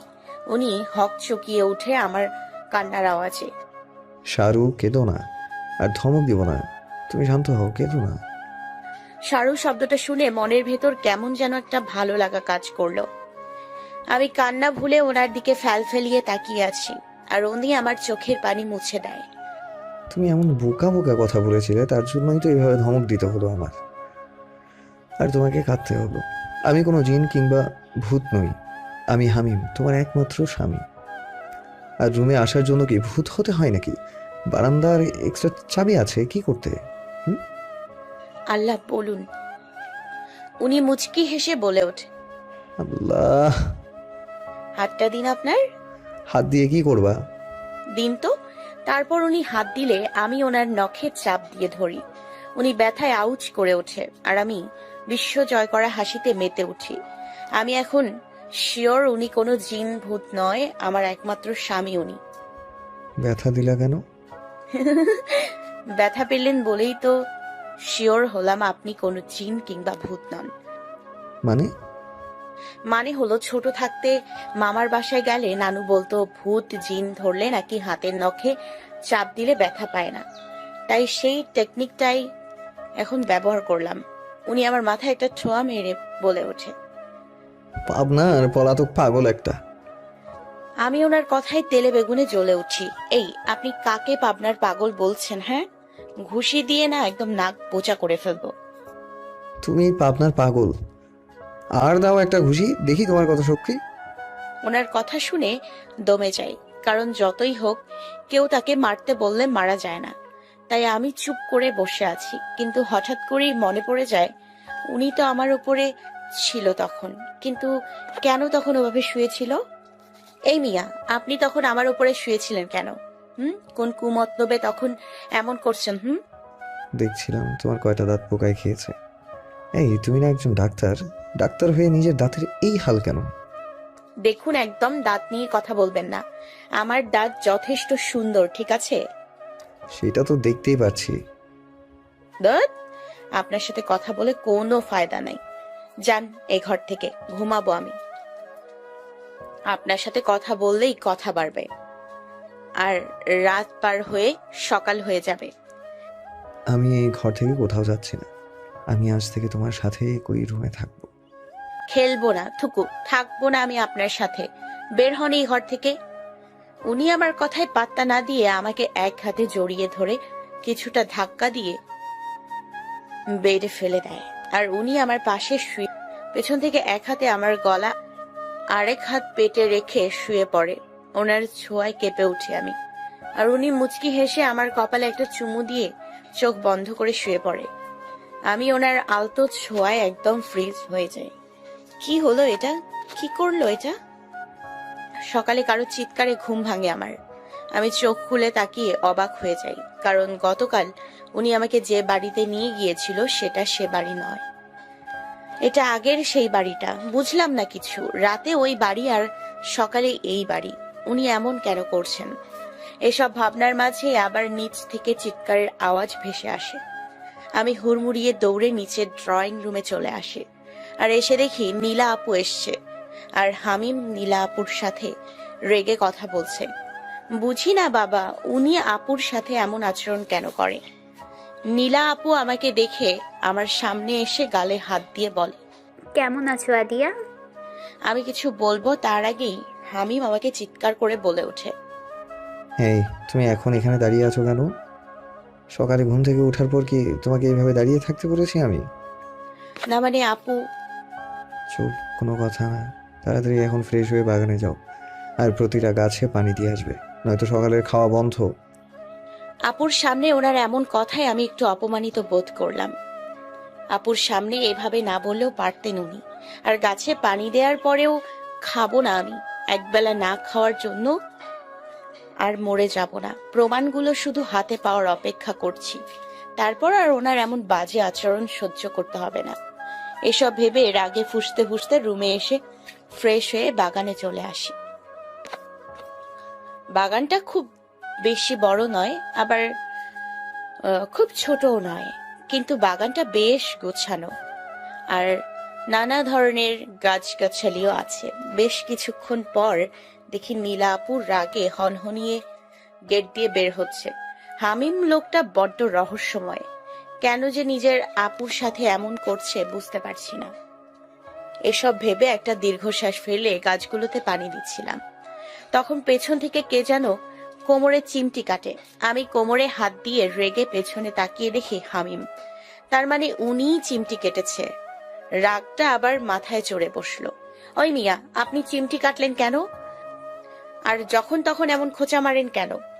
উনি আমার রাগকে পাত্তা না দিয়ে উল্টো রেগে বলে ওঠে, কোমর দেখাতে বেশ ভালোই লাগে, তাই না? কোমর থেকে যদি আরেকদিন কাপড় সরেছে তো দেখো কি করি। আজ তো চিমটি কাটলাম, পরের বার ব্লেড চালাবো কোমরে। আমি ওনার কথা শুনে তাড়াতাড়ি কোমরের দিকে তাকাই, আর দেখি সত্যি সত্যি কোমর থেকে কাপড় সরে গেছে। আমি তাড়াতাড়ি হাত দিয়ে শাড়ি আঁকড়ে ধরলাম যাতে কোমর না দেখা যায়। ইস, লজ্জায় মরে যেতে ইচ্ছে করছে। ওনার সামনে কোমরের কাপড় সরিয়েছি। হয়েছে, এখন লজ্জা পেতে হবে না, গাছে পানি দাও। ওনার সামনে কোমরের কাপড় সরে গেছিল। কথাটা বলেই উনি আমার পেছনে দোলনায় বসে পড়লেন। আমি কোনো মতন শাড়িটা ঠিক করে গাছে পানি দেয়ায় মনোযোগ দিলাম, কিন্তু কেমন আনইজি ফিল হচ্ছে। উনি কিভাবে আমার দিকে তাকিয়ে আছে? এভাবে কেউ তাকিয়ে থাকলে কি কাজ করা যায় নাকি? এই, আপনি এখান থেকে যান। তখন থেকে চোখ দিয়ে গিলে খাচ্ছেন। উনি ভ্রু কুচকে তাকালেন আমার দিকে, যেন উনি বুঝতেই পারেননি কি বলেছি আমি। চোখ দিয়ে আবার গিলে খায় কিভাবে? মুখ দিয়ে খাওয়া যায় জানি, কিন্তু চোখ দিয়ে কিভাবে খায়? আল্লাহ দড়ি ফালাও, এই ডাইনোসরটাকে উঠাইয়া দেই। শালা বজ্জাত পচা কুমড়ো, ইচ্ছে করতেছে কিক মাইরা ওগান্ডা পাঠাইতে। চোখ দিয়ে গিলে খায় কেমনে জান না। ঢং কত! এখনো ছোট বাবু রয়েছে তিনি। রাগের মাথায় কথাগুলো ওনার সামনেই বলে ফেলি। কথাগুলো বলার পর ওনার দিকে তাকিয়ে দেখি উনি আমার ঠিক পেছনে পকেটে হাত দিয়ে দাঁড়িয়ে আছে। আর কিছু বলার আছে? আমি মাথা ঝাঁকিয়ে না বুঝিয়ে সাথে সাথে উল্টো ঘুরে দৌড় লাগাই, আর পেছনে তাকিয়ে দেখি উনিও আমার পেছন পেছন দৌড়চ্ছে। এটা দেখে ভয়ে আমার অন্তরাত্মা কেঁপে উঠল। আমি দৌড়ের স্পিড আরো বাড়িয়ে দেই, আর একটা সময় আমার পায়ে কিছু লাগলে আমি মাটিতে হঠাৎ করে বসে পড়ি। তাকিয়ে দেখি পায়ে কাটা ফুটেছে, কিন্তু রক্ত পড়ছে না। তারপরেও পায়ে খুব ব্যথা করছে। আমি কাঁটাটা টান দিয়ে উঠিয়ে ফেলি, সাথে সাথে রক্ত পড়া শুরু হয়, আর ব্যথায় চোখ দিয়ে এক ফোঁটা জল গড়িয়ে পড়ে। আমি চোখের পানিটা মুছে দেখি হামিম আমার সামনে দাঁড়িয়ে আছে। উনি আমার সামনে হাঁটু গেড়ে বসে পায়ে হাত দিতে গিয়েও কিছু একটা ভেবে থেমে যায়, আর কিছু না বলে আমাকে ওখানে রেখেই বাড়ির ভেতরে চলে আসে। ওনার এমন কাজে কেন যেন খুব খারাপ লাগছে। তারপরেও আমি এটা নিয়ে বেশি না ভেবে উঠে দাঁড়াই, আর স্বাভাবিকভাবেই হেঁটে চলেছি। পায়ে যে কাটা ফুটেছে তার বিন্দু মাত্র প্রভাব আমার উপরে পড়েনি এমন ভাব করে রুমে এসে একটা শাড়ি নিয়ে ওয়াশরুমে গিয়ে শাওয়ার নিয়ে রেডি হয়ে হসপিটালে যাওয়ার জন্য বেরিয়ে পড়ি। এতটা সময়ে ওনাকে কোথাও দেখতে পাইনি, এতে খারাপ লাগলেও পাত্তা দিলাম না। হসপিটালে পৌঁছানোর পরপরই একটা কল আসে, একটা পেশেন্ট দেখার জন্য তার বাড়িতে যেতে হবে। সে নাকি খুবই অসুস্থ, তাই হসপিটাল থেকে বেরিয়ে পড়ি রোগী দেখার জন্য। পেশেন্টের বাড়ির ঠিকানা অনুযায়ী একটা ফ্ল্যাটের সামনে আসি, আর কলিং বেল বাজাই। কিছুক্ষণের মধ্যে একটা মহিলা দরজা খুলে দিয়ে আমাকে ভেতরে নিয়ে যায়, কিন্তু সেখানে গিয়ে আমি খুব বেশি অবাক হয়ে যাই, কারণ হামিম রয়েছে এখানে। আমি ভ্রু কুচকে তাকালে উনিও ভ্রু কুচকায়। আমি পেছন ফিরে সেই মহিলাকে কিছু জিজ্ঞেস করব, কিন্তু দেখি সেই মহিলা নেই, আর ঘরের দরজাটাও বন্ধ। এসব কি হচ্ছে বুঝতে পারছি না আমি। আপনি এখানে কেন, আর পেশেন্ট কোথায়? আমারও একই প্রশ্ন, তুমি এখানে কেন, আর কোন পেশেন্টের কথা বলছো? আমাকে তো ফোন করা হয়েছিল, কে নাকি খুব অসুস্থ দেখে যেতে, আর বাড়ির ঠিকানা দিয়ে দেয়। ভুল ঠিকানায় আসেনি তো? আমি এবার আমার ফোন মেসেজ চেক করে দেখি ঠিকানা ঠিকই আছে। ঠিকানা তো ঠিকই আছে, ভুল ঠিকানায় তো আমি আসিনি। কিন্তু আপনি এখানে কেন? এমনি। আপনি মানে কেন এসছেন? এটা কার বাসা, আর রোগী কোথায়? বড্ড বেশি প্রশ্ন করছো তুমি। তুমি জানো না আমার যা করতে মন চায় আমি তাই করি, আর তার কৈফিয়ত কাউকে দেই না। চুপ করে এখানে বসে থাকো, খালি বেশি কথা বলে। ওকে, থাকুন আপনি এখানে, আমি গেলাম। কথাটা বলে বেরিয়ে আসতে নিলেই উনি হাত টেনে খাটে বসিয়ে দেয় আমাকে, আর আমার সামনে নিচে বসে আমার পা ওনার হাঁটুর ওপর রাখে। আমি পা সরিয়ে নিতে চাইলে উনি সরাতে দেয় না। উনি পকেট থেকে কিছু একটা বের করে হাত দিয়ে আমার দুই পায়ে একটা ঔষধ লাগিয়ে দেয়। পায়ে কি লাগালেন ওটা? ঔষধ? তখন পায়ে কাটা ফুটেছিল তার জন্য। এক পায়ে কাটা ফুটেছে, দুই পায়ে না? জানি, কিন্তু এটা খেয়াল নেই কোন পায়ে ফুটেছে, তাই দুই পায়ে লাগিয়ে দিলাম। এখন এমন কেয়ার করার কারণ কি? তখন তো দেখেও না দেখার ভান করে চলে আসলেন, তবে এখন এত কেয়ারিং হাজবেন্ডের রোল পালন করছেন কেন? তার কৈফিয়ত তোমাকে দেব না। কথাটা বলেই দরজায় 3টে টোকা মারেন, আর কেউ দরজা খুলে দেয়। উনি বেরিয়ে যায় রুম থেকে, আর আমার মাথায় কিছু ঢুকছে না। এত রহস্যময় মানুষ কিভাবে হয়? পুরোই রহস্যের গোডাউন। হসপিটাল থেকে বাড়ি ফিরে সোজা হামিমের রুমে চলে যাই। গিয়ে দেখি উনি ল্যাপটপে কাজ করছেন। আমি রেগে ওনার সামনে দাঁড়াই।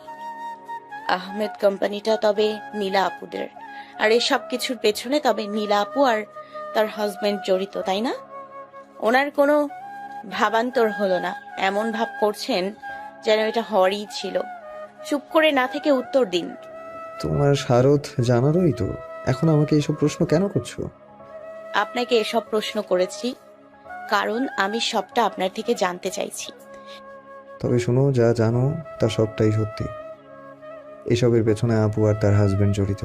আহমেদ কোম্পানিটা আপুদেরই, আর কোম্পানিতে ওই বিষাক্ত গ্যাস ওরাই দিয়েছিল যাতে করে শ্রমিকের ওই অবস্থা হয়েছে। কেন এসব করলো ওরা? কেন এতগুলো মানুষের ক্ষতি করলো? শ্রমিকদের সাথে বেতন নিয়ে ঝামেলা হয়েছিল, তাই ওরা এমন করেছে। আর ওরা তো ওদের শাস্তিও পেয়েছে, পুলিশ ওদের গ্রেফতারও করেছে। জানি আমি, কিন্তু আপনি এসব লুকিয়েছিলেন কেন? উনি মুচকি হেসে বসা থেকে উঠে আমার সামনে দাঁড়ায়। আমি ভ্রু কুচকে ওনার থেকে কয়েক কদম পিছিয়ে যাই। আমি তো লুকাতে যাইনি, তুমি বাধ্য করেছো। আমি বাধ্য করেছি মানে? তুমি তো সেদিন আমার ফোনে বলা কয়েকটা কথা শুনে ভুল বুঝে প্রতিবাদী হয়ে উঠলে, তাই তাই আমাকে তোমার থেকে অনেক কিছু লুকাতে হয়েছে। এমন হেয়ালি না করে সোজাসুজি উত্তর দিন। সেদিন ফোনে আমি অন্য একটা কেস নিয়ে আলোচনা করছিলাম। আমার জুনিয়র অফিসার কিশোর ওই দিন একটা কাজ সেরে বাড়ি ফিরছিল। তখন দেখতে পায় একটা মেয়েকে দুটো ছেলে জোরাজুরি করে গাড়িতে তুলছে। কিশোরের বুঝতে বেশি সময় লাগে না যে ছেলেগুলো ভালো কোনো উদ্দেশ্য নিয়ে মেয়েটাকে নিচ্ছে না। সে গিয়ে আটকায়, কিন্তু তারা উল্টো কিশোরকে মারতে আসে, আর কিশোর বাধ্য হয়ে গুলি চালায়। সেখানে একজন মারা যায়, আরেকজন পালিয়ে যায়। সেটা কিশোর আমার সাথে শেয়ার করলে আমি ওকে জানাই অ্যাক্সিডেন্ট কেস বলে চালাতে, আর যা প্রমাণ আছে সব নষ্ট করে দিতে। তবে ওই দিন যে বললেন শ্রমিকদের 2 লক্ষ টাকা ক্ষতিপূরণ দিতে, উনি হাসলেন। ওটা তো আমি এমনি বলেছি। ও আচ্ছা, বুঝতে পারছি। আর কোনো প্রশ্ন আছে কি তোমার? আপু আর ভাইয়াকে যে পুলিশ ধরে নিয়ে গেল, তাতে আপনার খারাপ লাগছে না?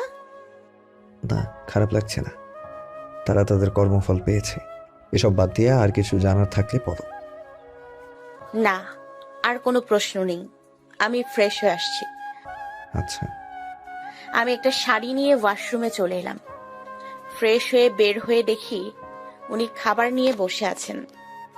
আপনি খাবার আনতে গেলেন কেন? আমি তো নিচে গিয়েই খেতে পারতাম। এমনি নিয়ে আসলাম, বসো, খাবে। বুঝি না উনি এমন কেন, এই ভালো তো এই খারাপ। আমি সোফায় গিয়ে বসলে উনি আমার সামনে খাবার ধরে। আমি অবাক চোখে ওনার দিকে তাকাই। উনি চোখ দিয়ে ইশারা করে খেতে, কিন্তু আমি এক দৃষ্টিতে ওনার দিকেই তাকিয়ে রয়েছি।